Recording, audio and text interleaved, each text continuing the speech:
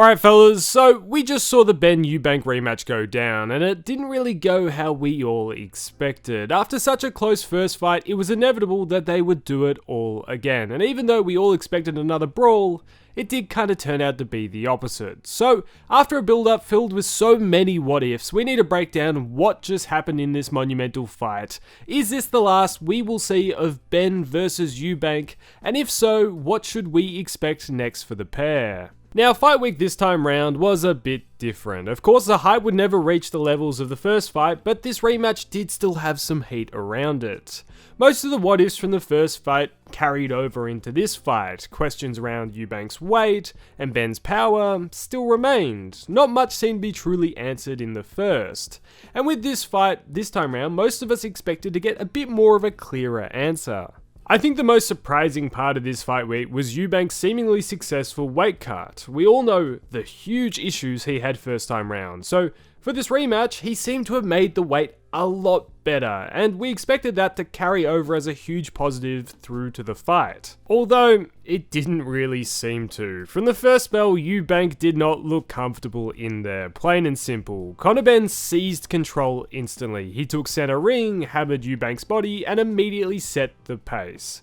Eubank looked flat. He struggled to get his feet moving or build any rhythm. Benn's jab, it was sharper than we've ever seen it. He kept dictating the action whilst his body work chipped away at a visibly drained Eubank. By the mid-rounds, Benn was piling up the points. He was winning exchanges and walking Eubank down. Jr. did fire back here and there, but the shots had no real weight, and even his few better moments couldn't shift the momentum at all. As the championship rounds hit, the fight turned into an even further one-sided beating. Benn's confidence grew, landing clean rights, snapping Eubank's head back, and leaving his opponent exhausted. In round 12, Benn finally dropped Eubank with a right hand to the temple, then floored him again as the bell approached. Eubank somehow survived to hear the final bell, but there was no doubt about the final result, with the scorecards reading 119, 107, 117, 110, and 116, 110. Benn delivered a career-best performance, and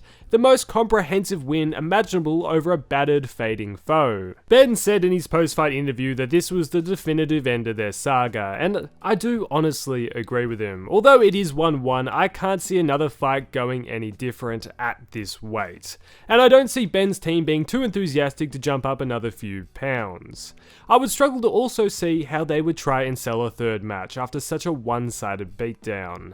And although Eubank hinted at it being a possibility, I think the way the two showed respect after the fight may show that this really may be the end. So if this really is the end of the Eubank-Benn saga, what should we expect next? Well, let's first talk about Eubank Jr. Now, that first fight from Eubank was really him dialing back the clock. Although Eubank had looked decent in his last couple fights before the first fight, it was clear the show was slowly coming to an end, and no one really expected him to have that much grit left in the tank. Although this second fight was a harsh contrast to the Eubank we saw in the first. He looked debatably the worst he has his whole career. Everything looked like it had caught up to him in this rematch.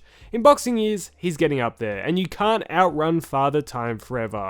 In an alternate universe somewhere, if Eubank would have got the win, he would most likely now be going on to fight Canelo. That was lined up next for him. Yet now, that fight is only a fantasy. I didn't want to see that fight happen in the first place, and after this performance, there is no chance we ever see that happen. If it's not a trilogy rematch next, I think there needs to be some honest discussions in his camp about what's next, because honestly, I don't know what's left for him. The 168-pound division is tough, especially at the top, and I don't see him successfully challenging any of the fellas near the top 5. With twins now on the way, it could be time to reassess his boxing future. Although he did talk about him having a number of issues which plagued him through this camp, I honestly don't know what's left for him even if he resolves them. A lot of those bigger opportunities are now kind of out of reach, and if it's not a trilogy match, I don't know if he truly wants to be tangoing with mid-level guys. For Benn though, on the other hand, it's the complete opposite. The world is now his oyster. At 29, he's just entering his prime, and is probably on the verge of becoming one of British boxing's biggest names. His biggest fights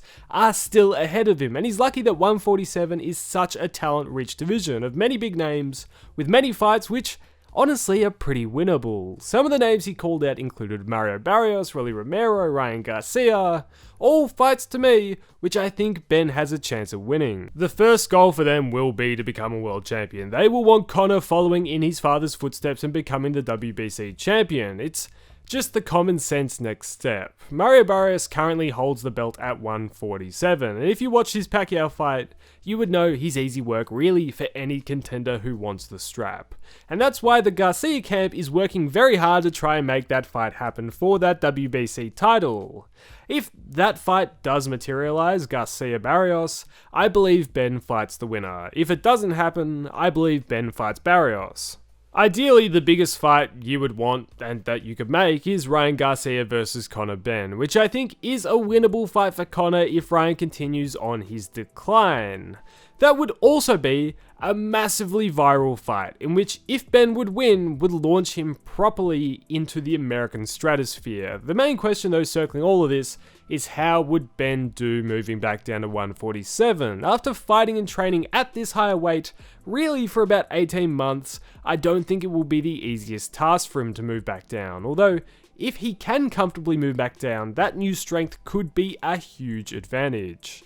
Really, overall, it's quite remarkable that Conor Benn has been able to make this comeback. After those allegations and the cancellation of their first fight, it was really hard to see a road back for him. Most thought that would be the end of Conor Benn, although he's managed to turn the tide and pack out stadiums back to back. From debatably the most hated man in the sport, he now has some of the biggest opportunities in the sport on his doorstep. And no matter what you think of what happened in the past, tonight he showed everyone the potential he has, and now we'll go on to World Championship opportunities at 147. I do commend both fighters for putting on these two great fights. Regardless of what you think of these two as blokes, these are the sorts of nights boxing desperately needs. Stadiums packed out with the best fans in the world.